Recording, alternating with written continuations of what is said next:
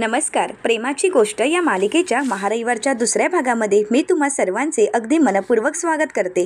दुसऱ्या भागामध्ये आपल्याला पाहायला मिळतं महिला मुक्ती संग्राम संघटनेच्या महिला मुक्ता आणि मेहकाच्या नावाने घोषणा देत त्यांच्या घरी आलेल्या असतात. त्या म्हणू लागतात, मुक्ता मेहका हाय हाय, मुक्ता मेहका हाय हाय. आता हे ऐकून मुक्ता बाहेर येते आणि त्यांना विचारते, तुम्ही काय बोलत आहात, तुम्ही असं का बोलताय? तर महिला मुक्ती संघटनेच्या एक मॅडम मुक्ताला म्हणू लागतात, एक स्त्री असून दुसऱ्या स्त्रीसोबत वाईट कसं काय तुम्ही वागू शकता? तर दुसऱ्या मॅडम मुक्ताला म्हणतात, मुक्ता तू तुझ्या बहिणीचा वापर करून सावनीचं आयुष्य उद्ध्वस्त केलेस, सावनीचं लग्न मोडलेस. अगं तू तर स्त्री नावाच्या शब्दाला काळिंबा फासलायस. आता हे ऐकून मुक्ताला धक्काच बसतो. तर त्या मॅडम म्हणू लागतात, धरा हिला, आता हिला सोडायचं नाही. असं म्हणत सर्वजण मुक्ताला घेरून धरतात आणि मुक्ताला पकडतात. तर त्यातील एक मॅडम मुक्ताच्या तोंडाला काळं फासण्यासाठी पुढे येतात, परंतु त्याचवेळी इंद्राताई तिथे येतात आणि सर्वांना लांब ढकलून देतात. तर सर्वजण घाबरून गेलेले असतात. इंद्राताई मुक्ताच्या समोर येऊन उभ्या राहतात. आता इंद्राताईंचा तो दुर्गा अवतार पाहून महिला मुक्ती संघटनेच्या महिलाही घाबरून गेलेल्या असतात. इंद्राताई म्हणतात, खबरदार एक पाऊल पुढे टाकलं तरी.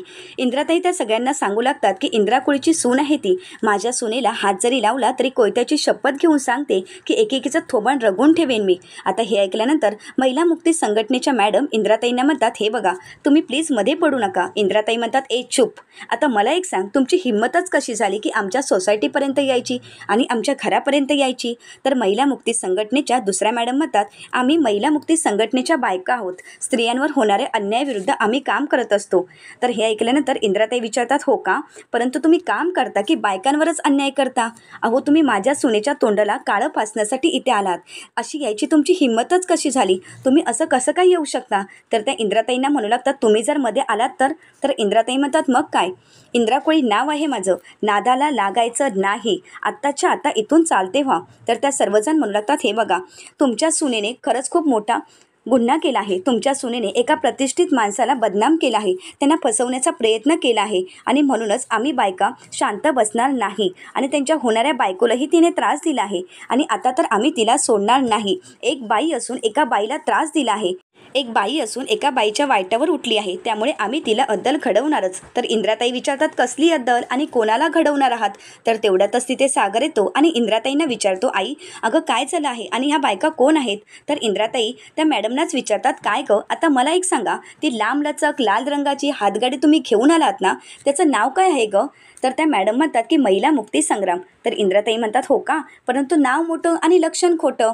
तर हे ऐकल्यानंतर त्या सगळ्यांनाच खूप राग आलेला असतो. इंद्राताई म्हणतात, आधी ते पत्रकार आलेत आणि आता तुम्ही, म्हणजे तुम्हाला काय वाटलं की आम्ही सगळं काही ऐकून घेणार आहोत आणि त्या सावनीला काय वाटलं आम्ही घाबरून घरामध्ये शांत बसणार आहोत का?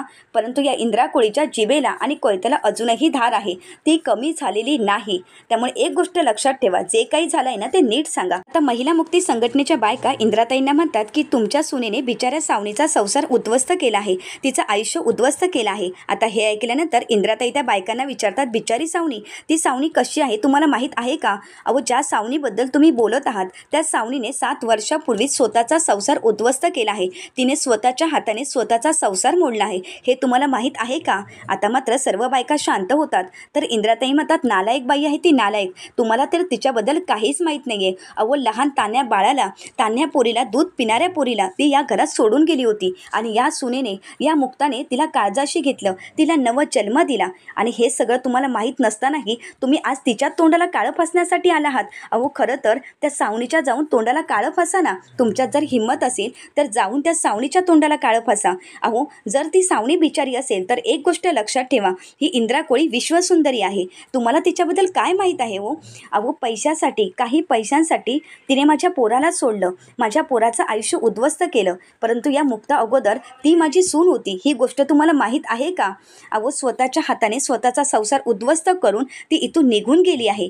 तेव्हा नाही तुम्ही आलात तिच्या तोंडाला काळं फासायला? ती कशी वागली आहे, तिने आम्हाला काय काय सहन करायला लावलं आहे, हे तुम्हाला तेव्हा दिसलं नाही का? तेव्हा नाही तुम्ही मला वाचवायला आलात? तेव्हा नाही आमचं घर सावरण्यासाठी आलात? अहो कित्येक वर्षापूर्वी या घराशी नातं तोडून ती 6 फुटी बैलासोबत लग्न न करता राहत आहे आणि हे तुम्हाला चालतं का? आता मात्र सर्वजण शांत होतात आणि इंद्राताईंना म्हणतात, त्याचं काय झालं? सावनी म्हणाली की मुक्ता तर इंद्राताई म्हणतात, खबरदार, माझ्या सुनेचं नाव घ्याल तर ते नाव तुमच्या तोंडात शोभत नाही. माझ्या सुनेने कधीही कोणाचं वाईट केलं नाही आणि करणारही नाही. त्याच गोष्टीचा तर मला तिचा राग येतो, तिच्या चांगुलपणाचा मला राग येतो. इतकी चांगली वागत असते की माझ्या सुनेने सवतीचंच लग्न व्हावं यासाठी प्रयत्न केले. तिने सवतीचा विचार केला, सवतीचं लग्न कसं व्हावं, कसं होईल यासाठी ती कायम धडपडत होती. आणि आज त्याच सावनीने माझ्या पोराचं आयुष्य उद्ध्वस्त केलं. आणि आज ह्या पोरीने माझा संसार, माझ्या पोरीला वाचवला आहे, माझ्या नातीला सावरलं आहे, हे घर जोडलं आहे. आणि आता जर एक शब्द जरी तुम्ही काढलात ना तर याद राखा, ही इंद्रा कोळी काय करू शकते. तर इंद्राताईंना त्या म्हणू लागतात, अहो खरंच आम्हाला माफ करा, आमचा गैरसमज झाला, त्या सावनीने आमची दिशाभूल केली. खरं तर आता सावनी आमच्याशी खोटं बोलली आहे, आम्हाला यातील काहीच माहीत नव्हतं. तर त्यानंतर दुसऱ्या मॅडम म्हणू लागतात, सावनीने आमच्या संघटनेचा गैरफायदा घेतला आहे, आता तर तिला या सगळ्याचा धडा शिकवावाच लागेल. तर एक मॅडम म्हणतात, आता या सगळ्याचे परिणाम काय होऊ शकतात हे सावनीला लवकरच कळेल, चला तर मग. तर सर्वजण इंद्राताईंची माफी मागतात आणि निघून जात असतात. इंद्राताई म्हणतात, ए जाताय कुठे, हिला कोण सॉरी बोलणार. आणि इंद्राताई मुक्ताची माफी मागायला सांगतात आणि त्यानंतर सर्व संघटनेच्या बायका तिथून निघून जातात. आता इंद्राताईंचं ते वागणं पाहून, त्यांनी घेतलेली मुक्ताची बाजू पाहून मुक्ताला भरून आलेलं असतं. मुक्ता लगेचच इंद्राताईंना बिलगते. इंद्राताई मुक्ताच्या डोक्यावरून मायेचा हात फिरवतात आणि म्हणू लागतात, काळजी करू नकोस, मी तुझ्यासोबत कायम आहे, हे घर तुझ्यासोबत कायम आहे, त्यामुळे आता रडायचं नाही. आणि तुला काय वाटलं मी कोणालाही येऊन तुला हात लावायला देईन. तर त्यानंतर सागरही इंद्राताईंना मिठी मारतो. इंद्राताई त्या दोघांनाही सावरतात आणि म्हणू लागतात, काळजी करू नका, अजून ही इंद्रा कोळी जिवंत आहे, आता मी बघते की माझ्या पोरांना हात कोण लावतं. इंद्राताई मुक्ताला सावरत मुक्ताला म्हणतात, आता एक गोष्ट लक्षात ठेव, माझ्या पोरांना हात लावायची कोणी हिंमत जरी केली ना तर ही इंद्रा कोळी एक हात तोडून दुसऱ्या हातात देईल. तर सागर म्हणतो की कोयत्याची शपथ. तर सर्वजण हसू लागतात. मुक्ताच्या चेहऱ्यावर हसू आलेलं असतं. आता ते पाहून स्वाती सगळ्यांची दृष्ट काढते. हे एकत्र कुटुंब आलेलं पाहून स्वातीला खूप आनंद झालेला असतो. सगळी कोळी कुटुंब एकत्र आलेले असतात आणि एकजुटीने मुक्ताच्या पाठीशी उभे असतात. तर दुसरीकडे पाहायला मिळतं, सावनीला मात्र कुठल्याच गोष्टीचा काहीच फरक पडलेला नसतो. सावनी आपल्या फ्रेंडसोबत फोनवर बोलत म्हणू लागते की खरंच खूप मजा आली ना, बाय द वे नेक्स्ट वीकमध्ये पूनम दमानी हिचं एक्झिबिशन आहे, येणार आहेस ना तू. आता हे सगळं काही हर्षवर्धनने ऐकलेलं असतं. आता हर्षवर्धनला सावनीचा खूप राग येतो आणि हर्षवर्धन सावनीला फोन ठेवायला सांगत असतो, परंतु सावनी म्हणते की एक मिनिट. आता मात्र हर्षवर्धनला खूप राग येतो. हर्षवर्धन मोठ्यानेच म्हणतो, सावनी फोन ठेव, मला तुझ्यासोबत महत्त्वाचं बोलायचं आहे. आता मात्र सावनीला धक्का बसतो. सावनी आपल्या फ्रेंडला म्हणते की एक मिनिट, मी तुझ्याशी नंतर बोलेन, असं म्हणत सावनी फोन ठेवते. तर त्यानंतर सावनी हर्षवर्धनला विचारते, हर्ष अरे काय झालं आहे, तू माझ्यावर का चिडत आहेस. तर हर्षवर्धन सावनीला विचारतो, काल तू मीडियावाल्यांना घरी बोलावलं होतंस का माझ्या. आता सावनी हर्षवर्धनला म्हणते की आपल्या घरी, हर्ष आपल्या घरी बोलावलं होतं मी मीडियावाल्यांना. तर त्यानंतर हर्षवर्धन म्हणतो, काय गरज होती, मी तुला सांगितलं आहे ना मला तुझ्यासोबत लग्न करायचं नाही आणि खरं तर आता मला लग्नाचा विचारही करायचा नाही. तर सावनी म्हणते, हर्ष अरे असं खोटं नको बोलूस, मला माहीत आहे तू माझी मस्करी करत आहेस ना, कारण तुझं माझ्यावर किती प्रेम आहे हे चांगलंच मला माहीत आहे आणि म्हणूनच तर तू त्या पेपरवर सह्या केल्या होत्यास ना, मग तर झालं. अरे त्या पेपरवरूनच माझ्या लक्षात आलं आहे की तुझं माझ्यावर किती प्रेम आहे. आणि तसंही आता तू मला काही सांगायची गरजच नाही, कारण उद्या आपलं लग्न होणार आहे, तुला उद्या माझ्याशी लग्न करावं लागणार आहे. आता हे ऐकल्यानंतर हर्षवर्धनला धक्काच बसतो. तर सावनी म्हणते, तसंही तुला वाटलं असेल की मी लेचीपेची आहे, परंतु मी लेचीपेची नाही, कारण आजच मी तुला ओळखत नाहीये, गेली 7 वर्ष मी तुला ओळखत आहे आणि गेली 7 वर्ष आपण एकत्र राहत आहोत आणि त्यामुळे आता मी तुझ्यासमोर कुठलीही विनंती करणार नाही किंवा दयावया करणार नाही. आता तर मी तुला सरळ सांगत आहे, तुला माझ्याशी लग्न करावंच लागेल. आता सावनी हर्षवर्धनला धमकी देते. तर हर्षवर्धन रागाने सावनीला विचारतो, काय तू मला धमकी देतेस, या हर्षवर्धन अधिकारीला धमकी देण्याची तुझी हिंमतच कशी झाली आणि तू माझ्यावर मालकी हक्क गाजवत आहेस, तुझी हिंमत कशी झाली, इथे जर राहायचं असेल तर. परंतु नाही, आता बस, मी तुला इथे ठेवलं होतं, मी तुला म्हटलं होतं की तुझी सोय होईपर्यंत तू इथे राहायचं, परंतु आता नाही, आता तू निघायचं माझ्या आयुष्यातून आणि माझ्या घरातून. आता तू मला माझ्या आयुष्यातही नको आहेस ना माझ्या घरातही नको आहेस. तर आता मात्र सावनी घाबरून गेलेली असते. सावनी हर्षवर्धन समोर हात जोडत म्हणू लागते, हर्ष मी तुझ्या पाया पडते, परंतु प्लीज मला घराबाहेर काढू नको. तर हर्षवर्धन म्हणतो की नाही, आता तुला या घरातून निघावंच लागेल, आता मी तुझं काही ऐकून घेणार नाही. तर सावनी म्हणते, हर्ष प्लीज, अरे थांब ना प्लीज, असा वागू नकोस. तेवढ्यातच तिथे आदित्य येतो. तर सावनी आदित्यला म्हणते, आदित्य तू तुझ्या रूममध्ये जा. आदित्य रूममध्ये जात असतो. तर तर आता हर्षवर्धन आदित्यला थांबवतो आणि आदित्यला म्हणतो, तू आणि तुझी मम्मा आता दोघांनीही उद्या या घराबाहेर पडायचं आहे. पुन्हा या घरामध्ये यायचं नाही. लवकरात लवकर घराबाहेर निघायचं आणि उद्यापर्यंत तुमच्याजवळ वेळ आहे. आताच तुम्ही बेगा भरायला घ्या आणि उद्या इथून निघायचं आहे. आता हे ऐकल्यानंतर आदित्यला धक्का बसतो. तर सावनीही हर्षवर्धनला म्हणू लागते, हर्ष प्लीज प्लीज तुला हवं तसं बोल आणि हवं तसं वाग, परंतु प्लीज मला घराबाहेर काढू नको. सावनी दयावया करत असते, परंतु हर्षवर्धन काही ऐकून घ्यायला तयारच नसतो. हर्षवर्धन त्याच्या निर्णयावर ठाम असतो. आता हे ऐकून आदित्यलाही धक्का बसतो आणि आदित्य विचार करू लागतो की हर्षशंकर असं कसं वागू शकतात. सावनी हर्षवर्धनला समजावण्याचा प्रयत्न करत असते, परंतु हर्षवर्धन काही ऐकून न घेता तिथून निघून जातो. सावनी म्हणू लागते, हर्ष प्लीज थांब ना, माझं ऐकून तरी घे. परंतु हर्षवर्धन काही ऐकूनच घेत नाही. तर दुसरीकडे पाहायला मिळतं सर्वांनाच खूप टेन्शन आलेलं असतं. मिहिका खूप रडत असते. मुक्ताही विचार करत असते. तर सागर पाहतो तर मिहिका खूप रडत असते. सागरा मुक्ताला खुणावूनच सांगतो की मिहिकाला सावरायला. तर आता मुक्ताही मिहिकाला सावरत असते आणि मिहिकाला म्हणू लागते, मिहू अगं तू रडू नकोस, काही होणार नाहीये. तर मिहिका म्हणते, ताई काल ते रिपोर्टर आणि आज या बायका माझ्याबद्दल किती वाईट विचार करत आहेत ना, त्यांना काय वाटत आहे की मीच चुकीची आहे का. मिहिका खूप हतबल झालेली असते. मिहिकाला खूप वाईट वाटत असतं. तर मुक्ता म्हणू लागते, नाही मिहू अगं कोणाला काही वाटत असेल, परंतु आमचा तुझ्यावर पूर्ण विश्वास आहे. तर आता मिहिकाच्या लक्षात येतं. मिहिका म्हणते, मावशी आणि काका आता त्यांना मी काय उत्तर देऊ आणि तेही माझ्याबद्दल काय विचार करत असतील. आणि मम्मा आता मम्माला मी कसं फेस करू, मम्माला मी काय सांगू सांग ना. अगं तिने तर तुमच्या विश्वासावर मला इथे सोडलं होतं, परंतु मी तर तुमचा विश्वासघात केला. तर मुक्ता म्हणते, मिहू अगं शांत हो, तू या गोष्टीचा विचार करू नकोस आणि असं काही घडणार नाही.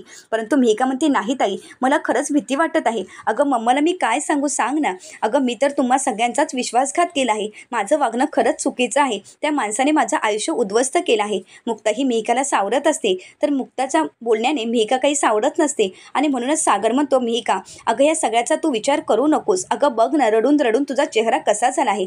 तू जा आणि अगोदर तोंडावर पाणी मारून ये. बघ ना चेहरा अगदी सुकून गेला आहे तुझा. असं म्हणत मिहिकाला तो फ्रेश होण्यासाठी पाठवतो. तर त्यानंतर मुक्ता ही सागरला म्हणते, सागर मला खरंच भीती वाटत आहे. ही बातमी आईबाबांपर्यंत पोहोचली असेल का, आणि जर पोहोचली तर त्यांना काय वाटत असेल, त्यांना या सगळ्या गोष्टीचा धक्का बसला असेल ना. तर सागर म्हणतो की नाही अजूनपर्यंत तरी पोहोचली नसेल, आणि जर पोहोचली असती तर एव्हाना त्यांचा फोन आला असता किंवा ते लगेच निघूनही आले असते. तर मुक्ता म्हणते, परंतु जेव्हा आईबाबा येतील तेव्हा आपण काय सांगायचं आहे. सागर म्हणतो की त्याचा विचार तुम्ही नका करू, हे सगळं काही मी बघेन, मी सांभाळून घेईन, तुम्ही काळजी करू नका. आता सागर मुक्ताला एवढी साथ देत असतो आणि म्हणूनच मुक्ताला सागरचा अभिमान वाटत असतो. मुक्ता ही सागरचा हात हातात घेते आणि सागरला म्हणते, सागर थँक्यू. मी आणि माझ्या बहिणीने काय पुण्य केलं होतं मला नाही माहीत. आम्ही मागच्या जन्मात काहीतरी पुण्य केलं आणि म्हणूनच तुमच्यासारखा नवरा माझ्या आयुष्यात आणि मिहीरसारखा नवरा मिहिकाच्या आयुष्यात येणार आहे. तुमच्यासारखी मुलं आम्हाला मिळाली आहेत. आम्ही खरंच नशीबवान आहोत की तुमच्यासारखे नवरे आम्हाला आयुष्यभरासाठी मिळाले आहेत. आता हे सगळं काही मिहिकाने ऐकलेलं असतं. तर मुक्ताही म्हणू लागते, एवढं सगळं घडून सुद्धा मिहीर लग्नासाठी तयार झाला आहे, यापेक्षा महत्त्वाचं काय असू शकतं. मला खरंच मिहीरचा अभिमान वाटत आहे. आता हे सगळं मिहिकाने ऐकलेलं असतं आणि मिहिकाला समजलेलं असतं की आता मिहीर आपल्यासोबत लग्न करायला तयार झालेला असतो. परंतु मिहिकाला खूप वाईट वाटत असतं. मुक्ता म्हणू लागते की खरंच सागर मला खूप वाईट वाटत आहे. सागर मुक्ताला सावरतो. तर त्यानंतर मुक्ताही सागरला जेवणासाठी बोलवायला येते आणि म्हणू लागते, सागर अहो विचार कसला करता तुम्ही, आता विचार करू नका. तुम्ही काहीच खाल्लं नाहीये, प्लीज थोडं तरी खाऊन घ्या. तर सागरा मुक्ताला म्हणतो, आदित्यने काही खाल्लं असेल का. तर मुक्ता म्हणते की हो मला माहीत आहे, मलाही आदित्यची काळजी वाटत आहे. तर सागर म्हणतो की आपलं काल बोलणं झाल्यापासून मला आदित्यचीच काळजी वाटत आहे. आदित्यने काही खाल्लं असेल का, त्याला काय वाटत असेल. तर मुक्ता म्हणते, अहो एवढा विचार का करत आहात, त्यापेक्षा तुम्ही ऑर्डर करा ना. तर सागर म्हणतो की हो. तर मुक्ता म्हणते, आपल्याला तर हर्षवर्धनच्या घराचा ॲड्रेसही माहीत आहे, त्यामुळे तुम्ही पाठवून द्या. तर सागर विचार करत असतो की काय पाठवू. मुक्ता म्हणते की पास्ता आणि मिल्कशेक त्याला खूप आवडतं आणि तेच तुम्ही त्याला पाठवा. आता सागरा मुक्ताला म्हणतो, थँक्यू, तुम्ही माझ्या कुटुंबाला समजून घेता. तर मुक्ता म्हणते, हो का, तुमचं कुटुंब. तर सागर म्हणतो की आपल्या माणसांना तुम्ही समजून घेता. तर सागरला मुक्ता म्हणते, सागर माझं एक काम कराल का. तर सागर विचारतो, बोला ना. तर मुक्ता ही सागरला म्हणते की पुढचे काही दिवस तुम्ही इथेच राहाल का, कारण आता आपण मिहिकाला आपल्या रूममध्ये ठेवलं आहे आणि ती रूम तिच्या परिचयाची झाली आहे. ती जोपर्यंत सावरत नाही तोपर्यंत तिला तिथे थांबून दे का, चालेल का तुम्हाला. तर सागर म्हणतो की तुम्ही विचारताय का, तुम्ही कुठेही मिहिकाला ठेवू शकता, मी काहीही बोलणार नाही आणि मी या रूममध्ये राहायला काहीच प्रॉब्लेम नाही आहे, मी इथेही कम्फर्टेबल आहे. तर त्यानंतर मुक्ताही सागरला म्हणते ठीक आहे सागर थँक्यू, परंतु तुम्ही आता ऑर्डर करा कारण आदित्यला भूक लागली असेल. तर सागर म्हणतो की हो. आता सागर हा आदित्यसाठी ऑर्डर करत असतो. तर दुसरीकडे सावनी खूप रडत असते आणि आदित्य तिला सावरत असतो. आदित्य म्हणू लागतो मम्मा गं काय झालंय, तू का रडत आहेस? थांब आता हर्षंकर येऊन दे, मीच त्यांना विचारेन तुम्ही माझ्या मम्माला का रडवलं आहे. तर सावनी म्हणते नाही आदित्य, तू काही विचारू नकोस, मला माहीत आहे हर्षवर्धन रागाच्या भरात बोलला आहे, परंतु खरं तर चूक माझीच आहे, कारण काल लग्नामध्ये मीच शांत राहिली नाही आणि आता मी प्रेसवाल्यांना बोलवलं आहे आणि त्यामुळेच हर्ष खूप चिडला आहे, परंतु तो शांत झाला ना की मी बोलेन त्याच्याशी. तर सावनीला आदित्य म्हणू लागतो बरं आता तू काहीतरी खाऊन घे ना. तर सावनी म्हणते आदित्य बेटा तुलाही भूक लागली असेल ना, मी थांब तुझ्यासाठी काहीतरी ऑर्डर करते. तर आदित्य म्हणू लागतो मम्मा तू जर खाणार असशील तरच मी खाणार आहे. तर सावनी म्हणते परंतु बाळा. तर आदित्य म्हणतो की हो. आता सावनी म्हणते ठीक आहे. असं म्हणत सावनी आता आदित्यसाठी ऑर्डर करण्यासाठी घेते, परंतु जेव्हा सावनी ऑर्डर करायला घेते तेव्हा तिच्या लक्षात येतं की तिचं बँक सगळं काही कार्ड ब्लॉक झालेलं असतं, पेमेंटही बंद झालेलं असतं. आता ते पाहून सावनीला धक्का बसतो. आता सावनी विचार करू लागते की माझं कार्ड तर ब्लॉक झालं आहे, जे पेमेंटही बंद झालं आहे, मग आदित्यला मी आता जेवण कसं मागू. सावनीला खूप धक्का बसलेला असतो. सावनी विचार करू लागते. तेवढ्यातच दरवाजाची बेल वाजते. तर सावनी आदित्यला म्हणते थांब मी बघून येते. तर सावनी जेव्हा दरवाजा उघडते तेव्हा बाहेर पार्सल घेऊन एक व्यक्ती आलेली असते. सावनी म्हणते परंतु मी पार्सल मागवलंच नाहीये, मग हे पार्सल कुठून आलं आहे. तर ते म्हणतात सागर कोळी यांनी पाठवलं आहे. तर सावनी लगेच ते पार्सल एक्सेप्ट करते आणि म्हणू लागते थँक्स सागर. तर त्यानंतर सावनी आदित्यला म्हणते चल आदित्य बाळा. आता सावनी ही आदित्यला खाऊ घालण्यासाठी घेऊन जाते. तर दुसरीकडे पाहायला मिळतं मिहिकाला धक्का बसलेला असतो. मिहिका अजूनही धक्क्यातून सावरलेली नसते. मिहिकाला प्रत्येक प्रसंग आठवत असतात. जेव्हा जेव्हा ती हर्षवर्धनच्या घरी गेलेली असते तेव्हा हर्षवर्धनने काही ना काही कारणं काढून मिहिकाशी जवळीक साधलेली असते. मुक्ताने मिहिकाला या सगळ्यापासून थांबवण्याचा प्रयत्नही केलेला असतो. मुक्ताने मिहिकाजवळून वचन घेतलेलं असतं, तरीसुद्धा मिहिका हर्षवर्धनच्या घरी गेलेली असते. आता हे सगळे प्रसंग मिहिकाला आठवू लागतात. मिहिकाला आठवत असतं की त्या माणसाच्या बोलण्यात फसून मी ते डेकोरेशन करण्यासाठी गेले आणि तिथे गेल्यानंतर त्या वेटरने मला कॉफी दिली. हे सगळे प्रसंग मिहिकाला आठवत असतात आणि तिला वाईट वाटत असतं. तिला त्रासही होत असतो की त्या माणसाने आपलं आयुष्य बर्बाद केलं आहे. तर त्यानंतर हर्षवर्धनने घेतलेली प्रेस कॉन्फरन्स आणि त्या प्रेस कॉन्फरन्समध्ये सगळ्या जगासमोर मिहिकाची घालवलेली इज्जत, तर घरी आलेल्या महिलांचा मोर्चा आणि मीडियाची माणसं, हे प्रत्येक प्रसंग मिहिकाला आठवत असतात आणि मिहिकाला वाटत असतं की आपल्यामुळे ताईला त्रास झाला आहे. जेव्हा ती पाहते तेव्हा मुक्ताचं बोलणं तिला आठवतं की एवढं सगळं घडून सुद्धा मिहिकाशी लग्न करायला तयार झाला आहे. मिहिकाला आठवतं की आपल्यासोबत मिहिर लग्नाला तयार झाला आहे. तर दुसरीकडे पाहायला मिळतं सावनी स्वतःच्या हाताने आदित्यला भरवत असते. तर त्यानंतर आदित्य सावनीला भरवतो. त्या दोघंही एकमेकांना सावरत असतात. तर त्यानंतर सावनी ही आदित्यला म्हणते आदित्य बाळा तू आता पोटभर खाऊन घे आणि हो आता खूप सुट्ट्या झाल्या आहेत, उद्यापासून स्कूल चालू होणार आहे, उद्यापासून स्कूलला जायचं आहे. आदित्य म्हणतो ठीक आहे मम्मा. तर त्यानंतर सावनी विचार करू लागते की हे नक्की काय घडत आहे, कारण हर्षवर्धनने सावनीचं कार्डही ब्लॉक केलेलं असतं. त्यामुळे आता सावनीजवळ दुसरा कुठलाच पर्याय नसतो. आता सावनीजवळ हातात पैसेही नसतात. तर दुसरीकडे पाहायला मिळतं मुक्त ही मिहिकासाठी दूध घेऊन आलेली असते आणि म्हणते मिहू अगं कुठे आहेस, तू वॉशरूममध्ये गेली आहेस का. असं म्हणत ती टेबलवर जेव्हा कप ठेवण्यासाठी जाते तेव्हा मात्र तिथे तिला चिठ्ठी मिळते. त्यामध्ये लिहिलेलं असतं ताई मला माफ कर, मला मिहिरची लग्न करायचं नाहीये, मी म्हणूनच थोड्या दिवसांसाठी दूर जात आहे, मी लवकरच परत येईल. आता हे ऐकल्यानंतर मुक्ताला धक्काच बसतो. मुक्ताही सागरला आवाज देऊ लागते. तर पुढील भागामध्ये आपल्याला पाहायला मिळतं मिहिकाने मिहिरला सुद्धा व्हिडिओ क्लिप पाठवलेली असते आणि त्यामध्ये सांगितलेलं असतं मिहिर मला माफ कर, मी तुझ्याशी लग्न करायला तयार नाहीये, मी थोड्या दिवसांसाठी तुम्हा सगळ्यांपासून दूर जात आहे, माझ्यामुळे तुम्हा सगळ्यांनाच खूप त्रास झाला आहे,